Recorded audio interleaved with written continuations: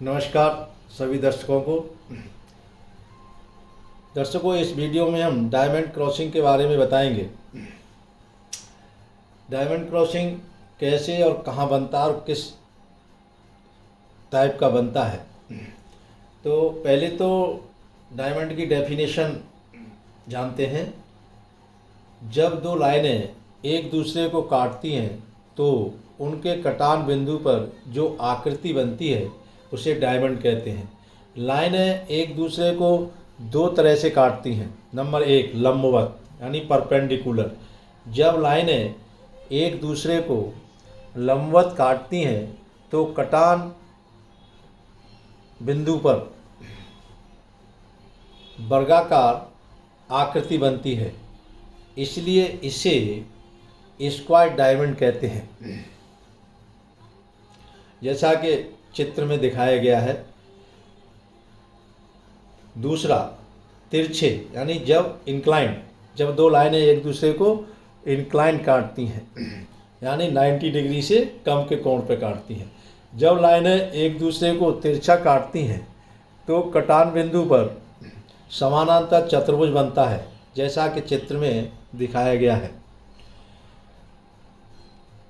तीसरा, अब हम जानते हैं कि एक्यूट क्रॉसिंग क्या है। एक्यूट क्रॉसिंग कैसे बनती है। जब आपस में मिलने या काटने वाली लाइनों की गेज लाइनों के बीच 90 डिग्री से कम का कोण बनता है तो वहाँ पर एक्यूट क्रॉसिंग बनती है। इसी तरह से ऑब्ट्यूज क्रॉसिंग कैसे बनती है। जब आपस में मिलने वाली या काटने वाली लाइनों की गेज लाइनों के बीच 90 डिग्री से अधिक का कोण बनता है तो वहाँ पर ऑब्ट्यूज क्रॉसिंग बनता है, जैसे कि नीचे चित्रों में दिखाया गया है। तो साथियों, ये डायमंड क्रॉसिंग जहाँ पर जगह की कमी होती है वहाँ पर हमको एक लाइनों को आपस में क्रॉस करने की आवश्यकता होती है। वहाँ पर इस स्ट्रक्चर का प्रयोग किया जाता है। ये स्ट्रक्चर रखरखाव की दृष्टि से बहुत ही कॉम्प्लिकेटेड होता है और यहाँ पर हमको ट्रैक के मेंटेनेंस में विशेष सावधानियाँ बरतनी पड़ती हैं तथा क्रॉसिंगों पर जहाँ पर अनप्रोटेक्टेड गैप रहता है वहाँ पर चक्के को सही तरीके से और सही रास्ते पर सुरक्षित पास करने के लिए कुछ अतिरिक्त रेलों की व्यवस्था करनी पड़ती है, जैसे चेक रेल।